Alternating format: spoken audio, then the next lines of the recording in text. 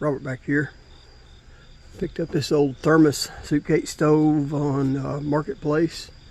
Got a fair deal on it, and didn't have any thermos stoves in my collections. I got a few lanterns, so figured I needed it.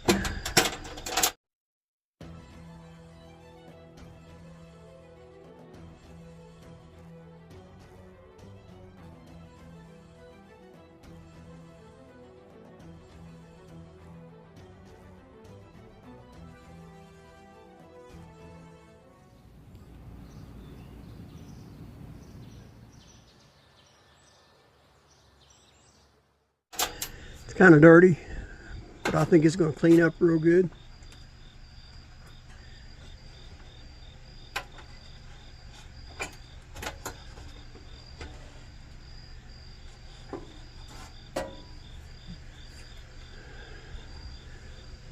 Tank's in decent shape. I haven't tried these valves yet. That one's free. Both valves are free. It's like a really dark green valve wheel instead of black. I like that.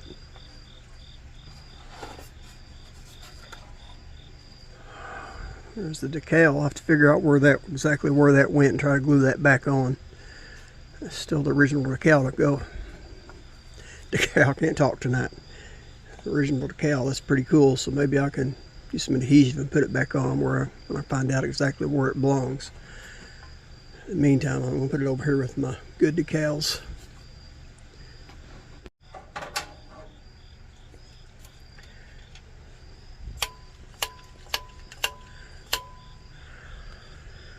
Pump has resistance, but I'm not going to trust it. I'm going to go ahead and rebuild the pump right off the bat.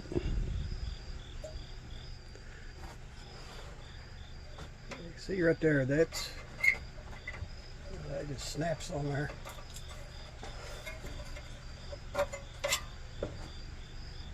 It's black. Let's go ahead and get that in some vinegar. Let's see if we can get these burner caps off. They're pretty black.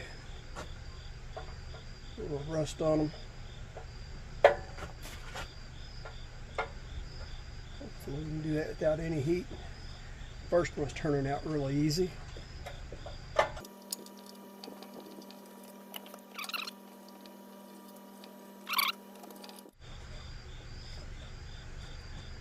Y'all learning as I am here. I've never had one of these thermoses apart before.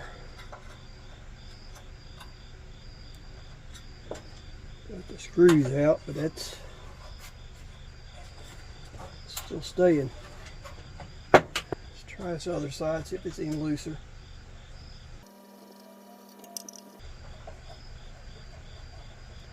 Two screws on each burner cap.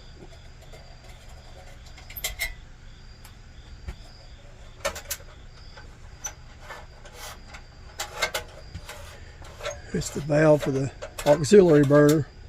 On the Thermos, the main burner is on the left and the auxiliary is on the right. That's just opposite of the Coleman's.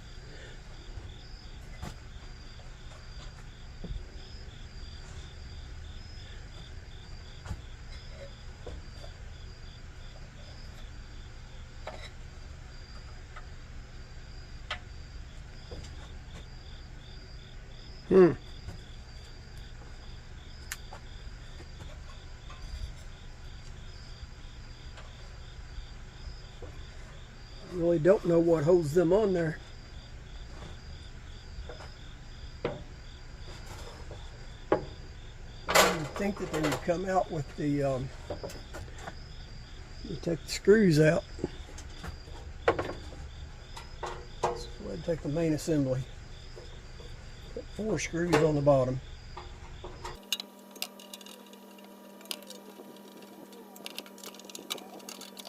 It'll take me a second to figure out how to disconnect that. Okay, it doesn't look like I can disconnect that part, but I think I can remove that screw and bring that whole mechanism off of the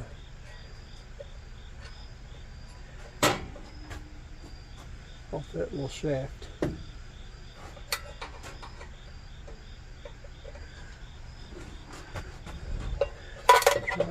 view of the camera here, y'all can see what I'm talking about.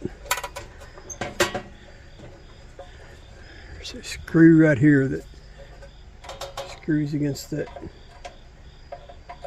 shaft.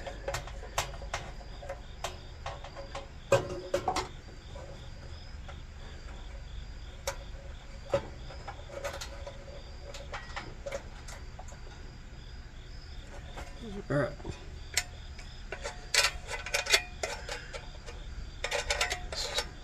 See how this threaded, how that opens and closes the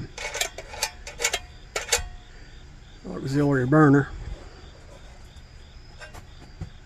All right, now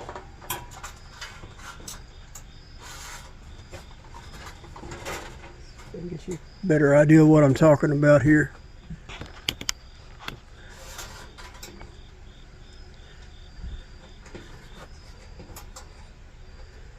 No way I can get a good camera angle on that.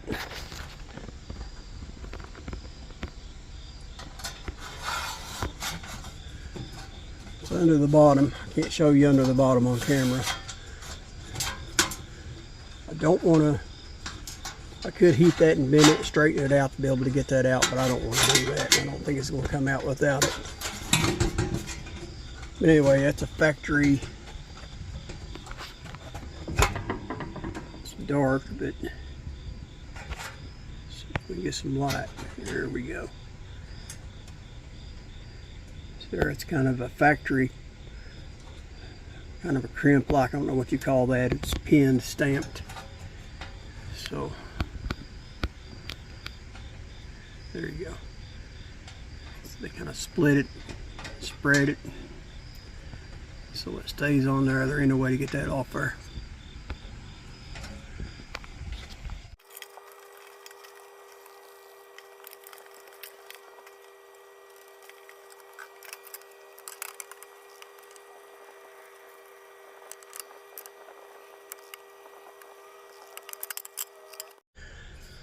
Okay, the main burner side, there's a lot of grease caked up in that channel, so I scrubbed most of it out. Now I'm going to let it soak a little bit.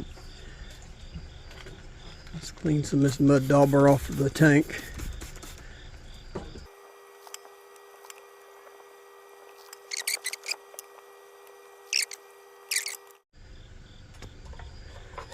Okay, this burner cap, it was just seized on there with rust.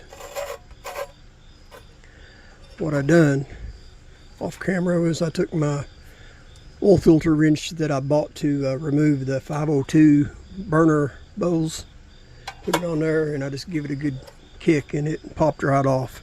It was just seized around the bottom with it, rust.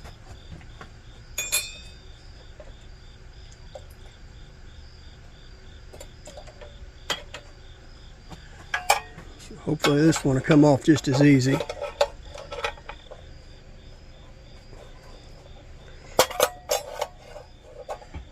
Presto.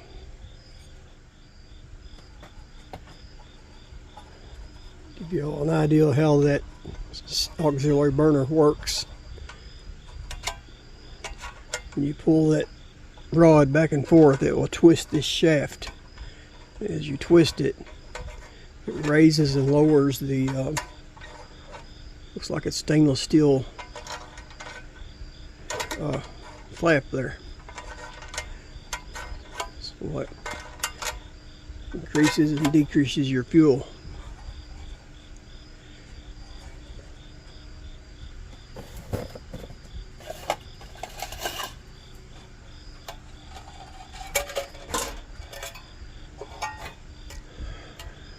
Not really much I can do to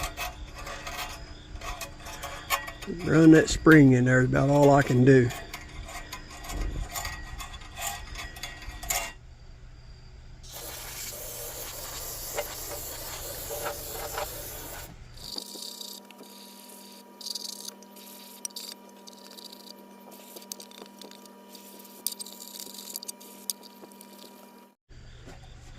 Yeah, I don't know if that originally came with the factory paint on that or if somebody just painted that. But when I started spraying that carb cleaner on there, it started coming off. And I did find my navel jelly, so I'm going to go ahead and brush this down with navel jelly and let it soak.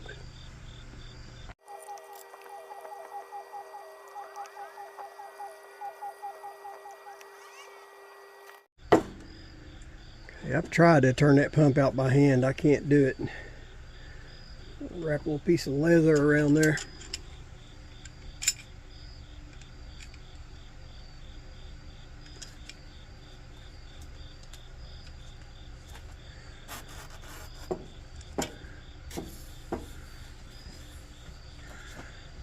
A little bit of leverage is all it took.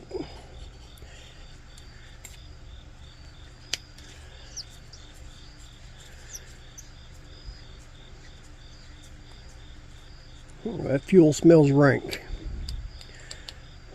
Somebody was using unleaded.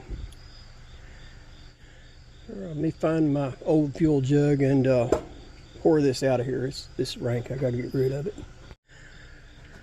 Got that tank in my vise. I don't have any pressure on it. It's just locked in there softly just to steady it. And that gas in this tank was some old school gas, let me tell you. Man, I ain't seen gas that red since I was a kid. Man, that stuff was bright red.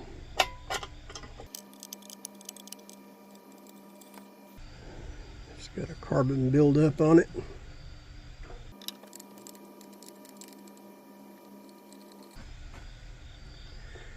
Tools out of the way so I don't take a chance on damaging them. See if by chance we can turn out that. Let's go ahead and get our flaring vise on there.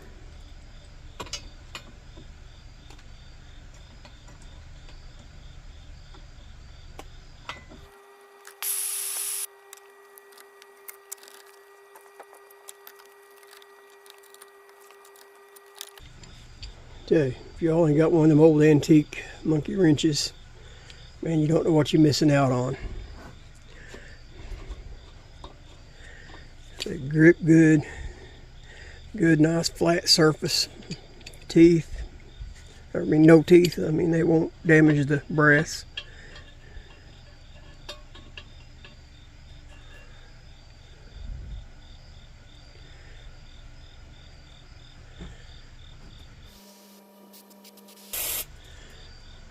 Fuel's flowing pretty good in that.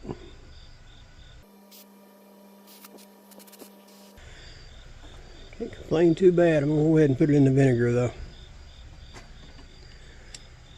Okay, this tip, this generator is a 3/8 inch wrench.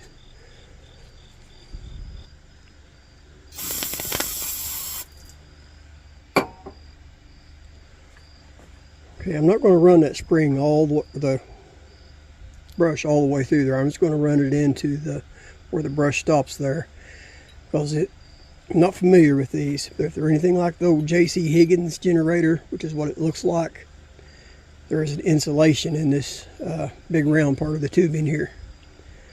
So I'm just going to clean out the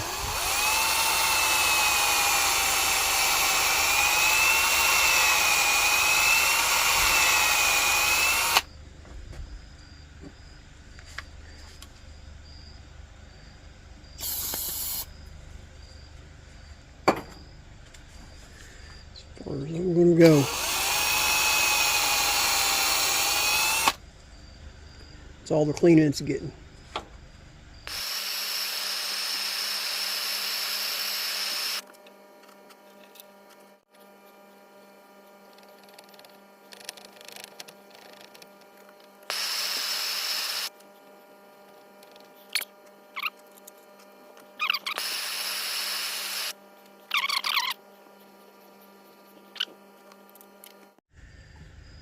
I'm really bad at remembering names. I think the name of the YouTube channel of the guy that put together this kit for these Thermos pumps, this collar and all the different gaskets you need, is Cal. I think it's Cal's Garage. I'll put a link to his description to his channel in the description. But I'll give him, can't give nobody but him the credit for coming up with this. And It fits these tubes perfectly.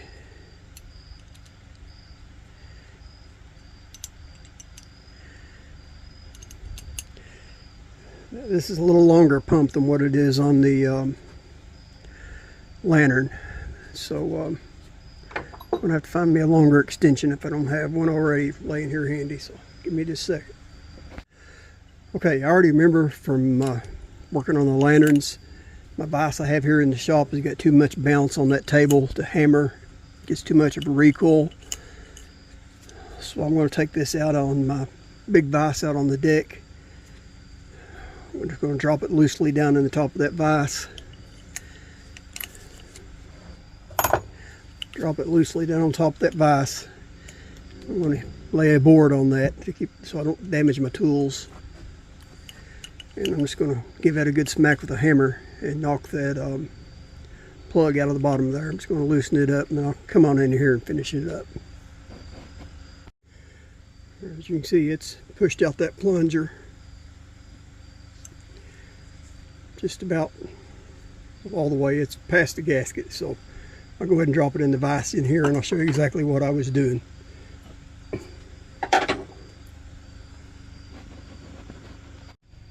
Okay, I'm just going to drop this down in the vise. I'm not going to tighten it down.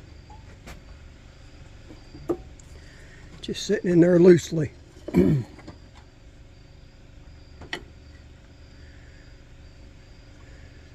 Hold my hand under the bottom so that I don't lose that piece. I don't know.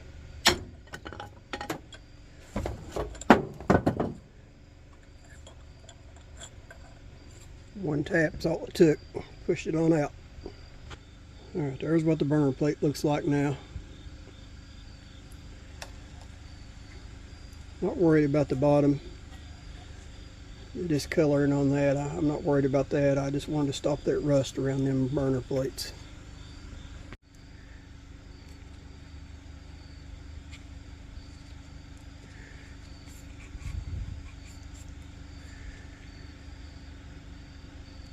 Tell you what, I'm just going to leave that gasket on there for now. That feels flexible. It's nice and thick.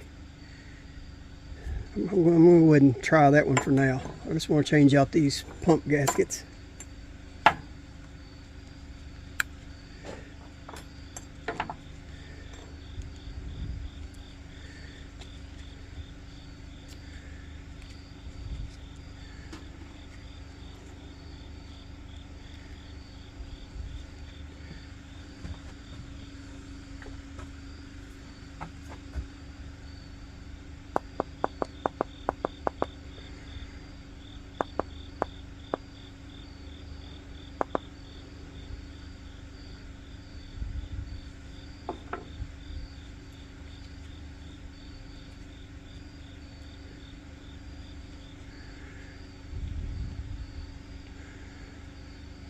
Sure it's not twisted anywhere.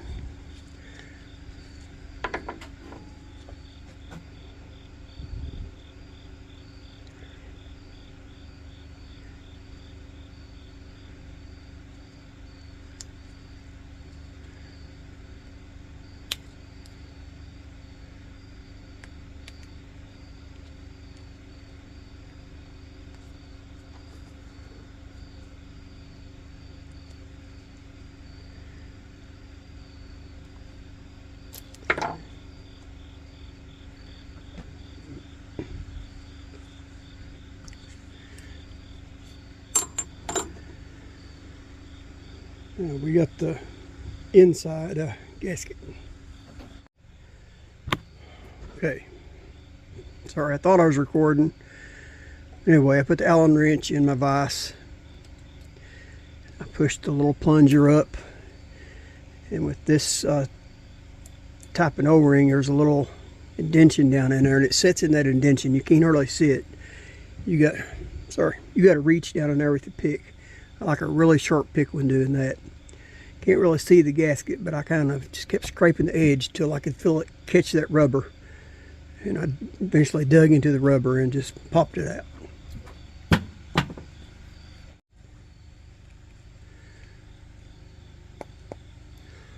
Put a little oil.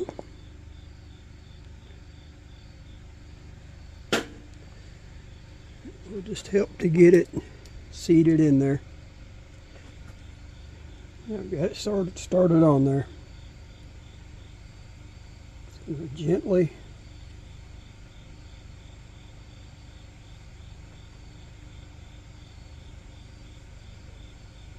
try not to damage the new ring with the sharp pick.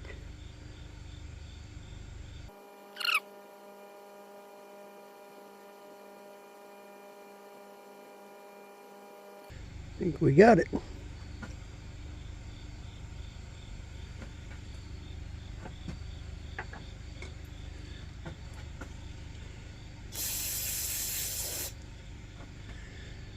Rinse that off, make sure that I didn't get any debris in there. Okay, then we got all the gaskets replaced.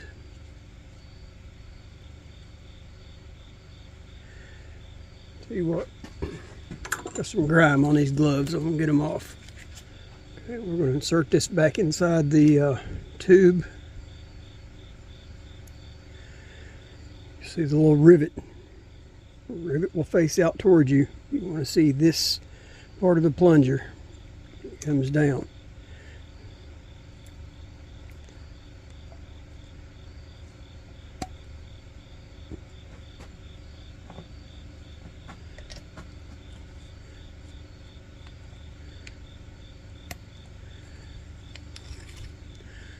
All right, pushed it where I can just barely see that little ring around through there.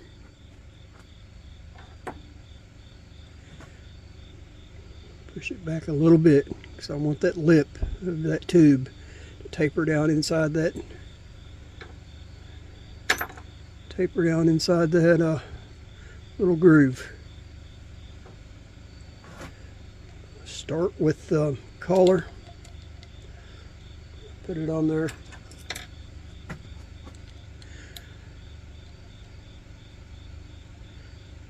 Tighten from one side to the other.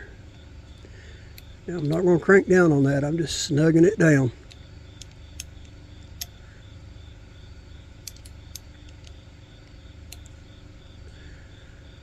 I'm going to back it back off. Spin it around a little bit. Snug it back down again. Don't want to put a kink in that crimp, we just want to crimp it in there.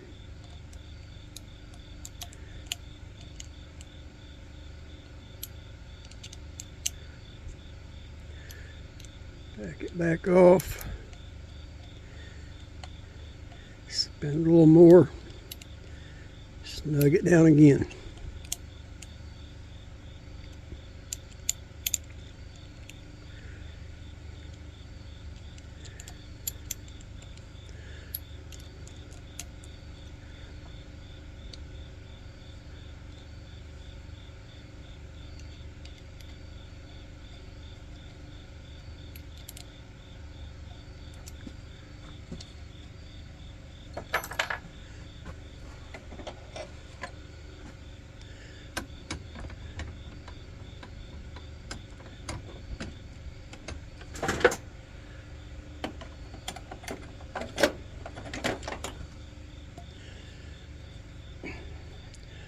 Okay, got this little micro hammer.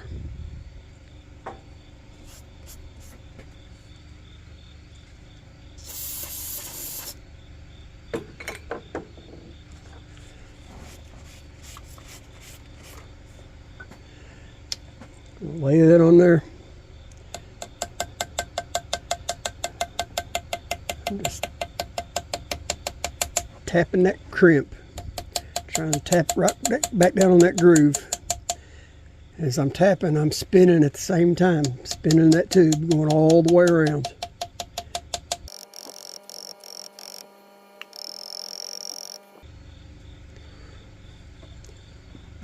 Found that little hammer in a box of junk somewhere. Thought, man, that might come in handy one day, but I didn't know what for, but it's been hanging in my shop ever since. A couple of years, maybe more. But man, it is perfect for that. I think we got it.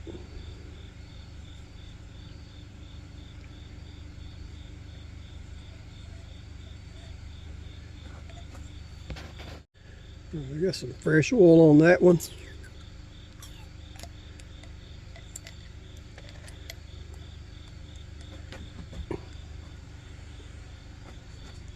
go ahead and put a little oil on that old one. So I saved that one. It's a heavier duty gasket than what that come with the kit. And it still seems fairly soft. I think it's going to hold.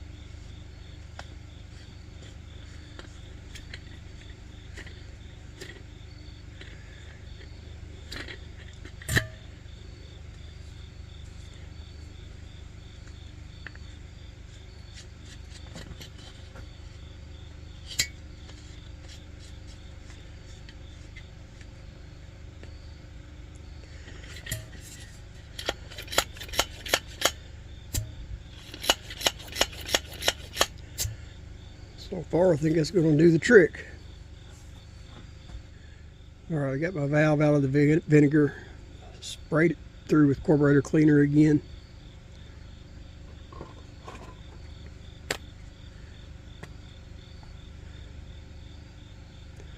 Put a little thread sealer.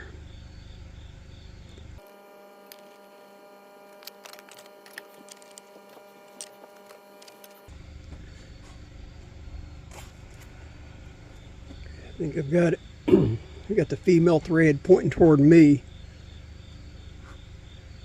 because that will thread back in there, and I've got the tank backwards compared to what it's going to set in the stove, because it's going to go into the left side. Got to put our spring back in.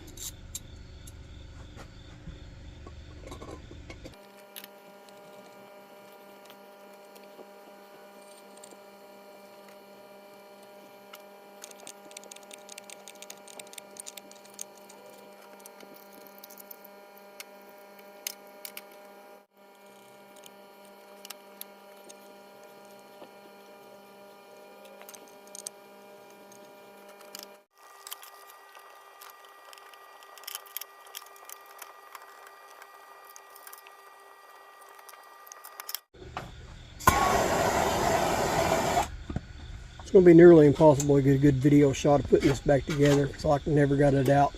I mean, I got to stick my head in front of the camera and my hands, and I'll slide it right across that little shaft, and it'll lock back in place, and then I can turn that set screw to lock it in place. So just bear with me.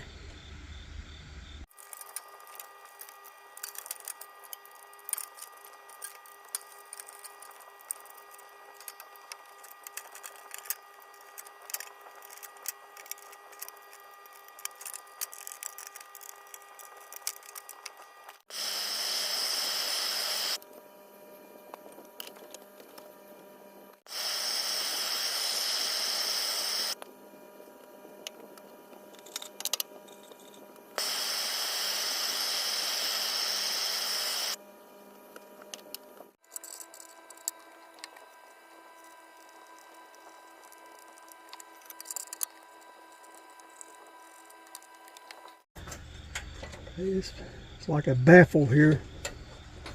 It's like a cap that goes on there. There's a slot cut in there. That way closes it completely off. You don't draw as much air, and that way opens it up to full.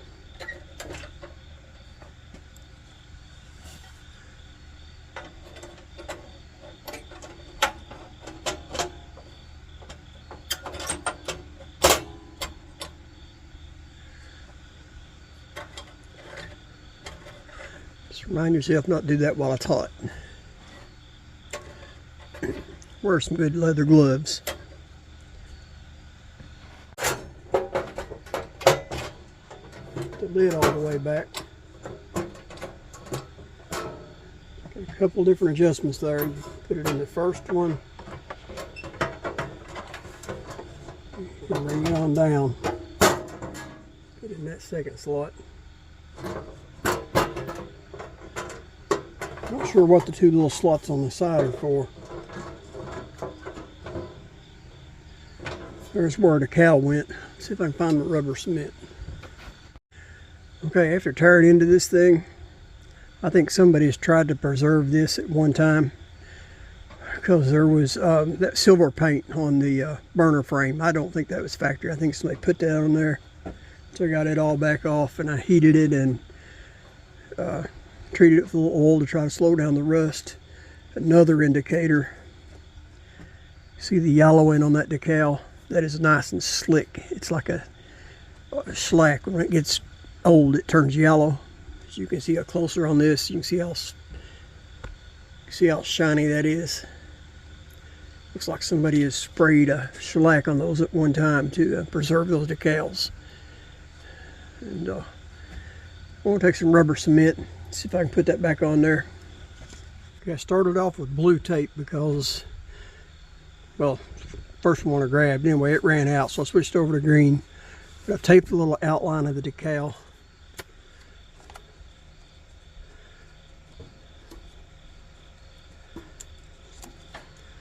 A little more work to do on it.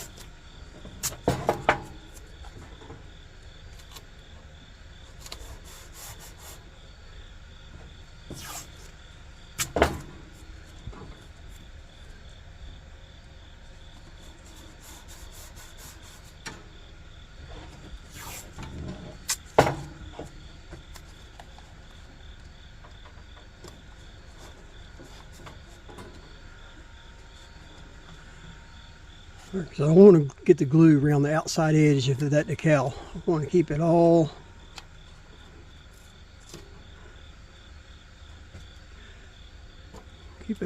in that.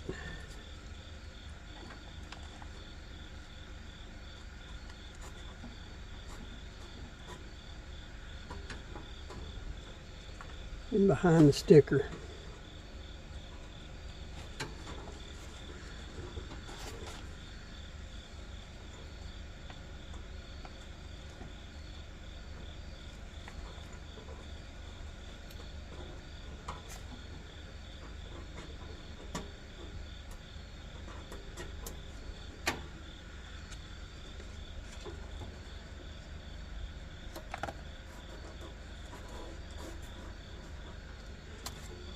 Got to work right there. So I'm going to coat that with a thin coat.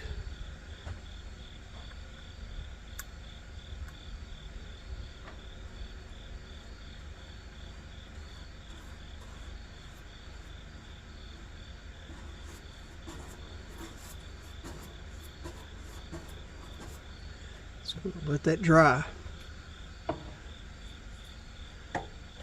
That's drying.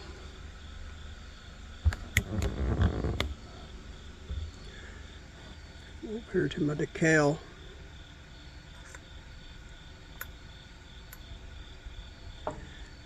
Give the back of that decal a coat.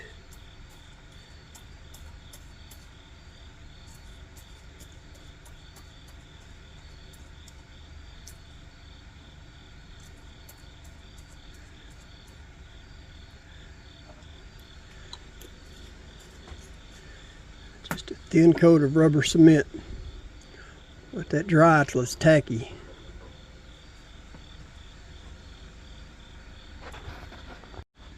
Good thing I made that little drip pan of tape there. So you see I did drip it.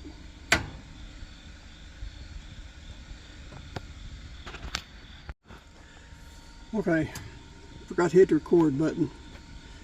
Anyway, you seen I coated both surfaces with a thin coat of that rubber cement. I removed my tape off the back and lined it up the best that I could. Looks like I dropped down just a little bit on that right side. I can see a little bit of glue behind it. Oh well, it's been a long time. But anyway, that'll work for me. I mean, like I said, the stove still got a little character. What do you say we put a fuel in this thing and fire it up and see what happens? Alright, I've already put fuel in the tank. I pumped it up. It's holding pressure. It's flowing fuel. No leaks. So I've already got fuel in the generator, so I'm not even going to crack the valve to let fresh fuel in there.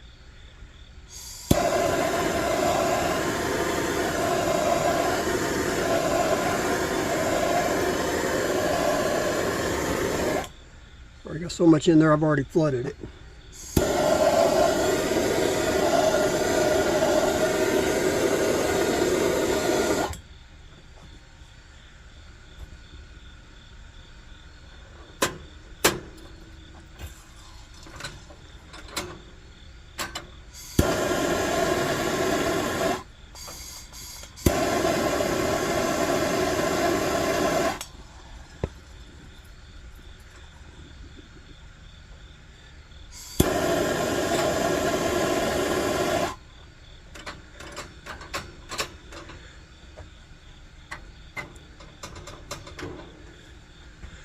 Open that baffle a little bit. Excuse me.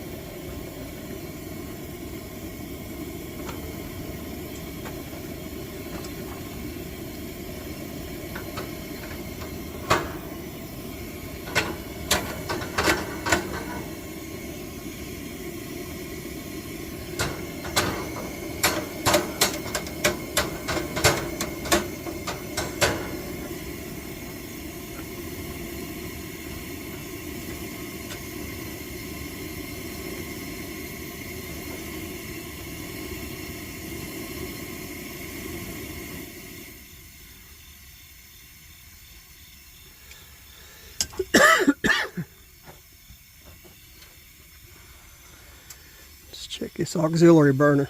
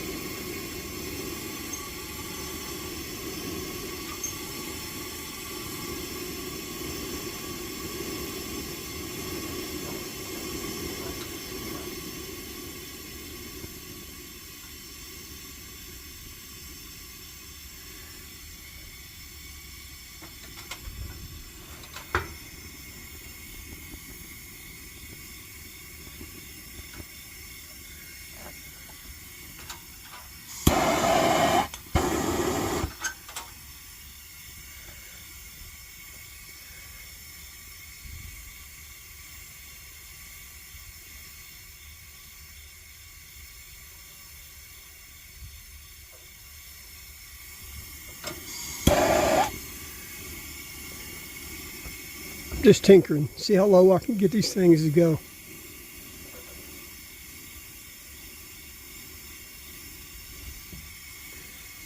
I like it.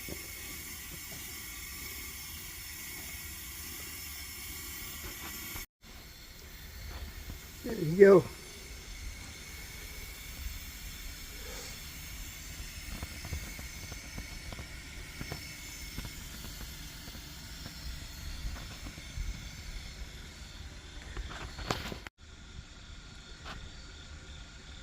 Sorry about that. Just getting over COVID. I'm kind of choked up. But anyway, next time you see the stove, we'll be doing a coffee challenge. I've got some Thermos lanterns. We'll drag them out and we'll have a Thermos coffee challenge. What I've always called my old thermos is actually a Stanley, my old coffee thermos. And I don't actually have a Thermos brand coffee thermos, so I guess I'll have to jump down that rabbit hole now and get me one of those to go with my Thermos stove and lanterns. Alright, y'all know the routine. Like, share, subscribe. God bless.